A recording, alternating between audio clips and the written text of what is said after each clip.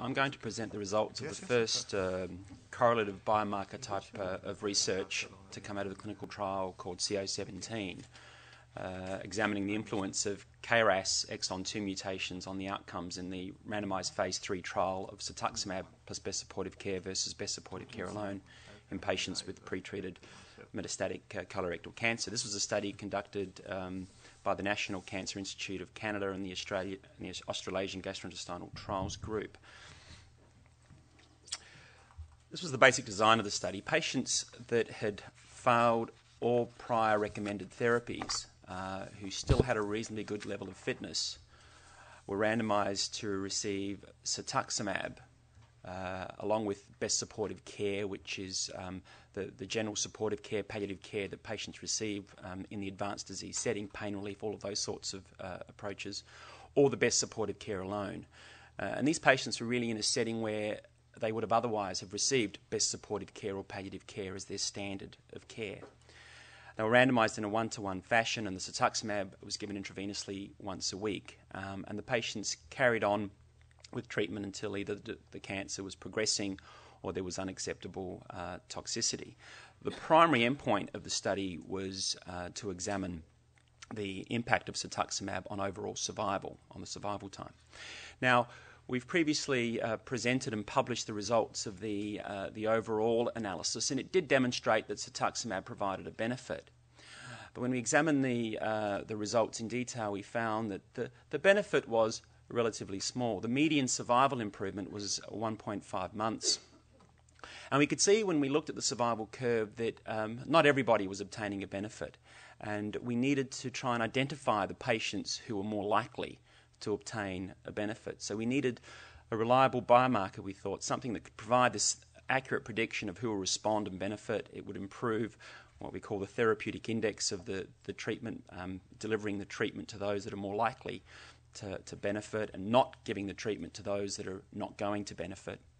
That will also improve the cost effectiveness of this sort of therapy. We also wanted to examine this predictive biomarker and differentiate it from its prognostic implications. And we had the advantage of having half the patients in the study have no treatment, where we could examine the impact of the marker in a no treatment setting. And that would tell us whether or not the marker itself has a prognostic impact. I'll explain that in just a little while.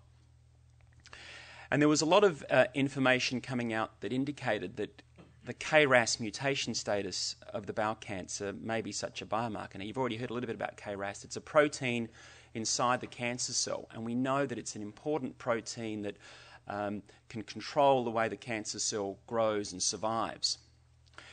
And there was lots of data coming out that showed that when the KRAS gene became mutated, this protein changed, and essentially it kept itself on all the time, and it helped the cancer cell survive and grow. And the mechanism of action of cetuximab is such that it blocks a receptor on the cell surface, and this KRAS protein is sort of downstream. So if you block what's going on up on the surface, but this mutation is not being blocked and the protein is still working, then the antibody may not work. So we had a good rationale for thinking that if there was a KRAS mutation present and this protein was constantly turned on, not turning off, that if we use the antibody, which worked above the level of the protein, it may not make any difference and the cancer cell may stay alive. So that the mutation may well predict, or the presence of the mutation may predict, for patients who will not benefit. We found that about 40% of the patients did indeed have cancers that had mutations in KRAS, and 60% did not have mutations, or they had what we call the wild-type KRAS, the natural KRAS. And I'll just present the core results, really. Looking at the endpoint of progression-free survival, that means that you're looking at how quickly the cancer starts to grow as you monitor it through the treatment. We find that there was really no difference when we compared the group getting just best supportive care with the group getting cetuximab. The progression-free survival and the curves overlap. They're really not different. But when we look at the wild-type patients, we can see that there is a difference.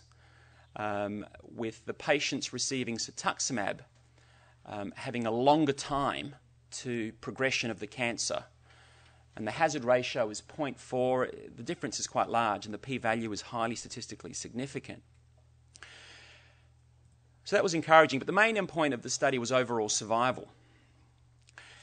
When we looked at patients that had cancers that had the mutations in KRAS, and we again compared the group that received cetuximab and the group that had just the best supportive care, no cetuximab at all, just pain relief and supportive care measures, we could see no difference. The cetuximab did not provide any advantage. It didn't cause any harm in the survival, but there was no advantage. The median survival statistic was about 4.5 months in each group, and as you can see there, the survival curves are the same. So there was no advantage in giving cetuximab to patients with advanced bowel cancer. As I've said earlier, they were all heavily pretreated patients.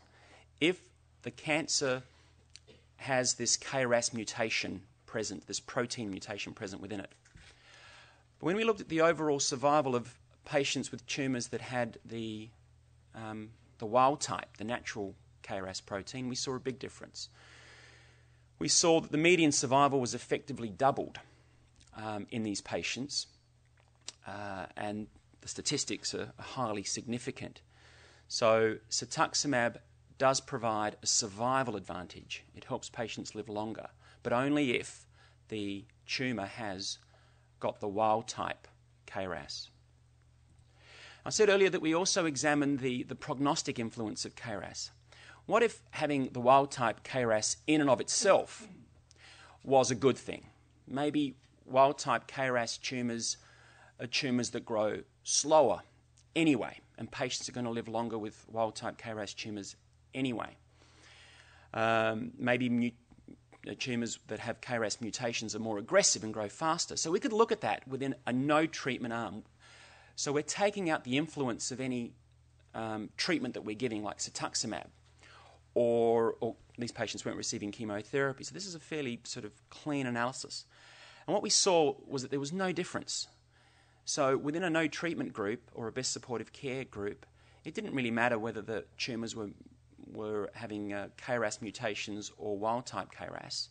The survival of the group was the same. So we could conclude that in this particular setting, there was no prognostic impact of the KRAS status.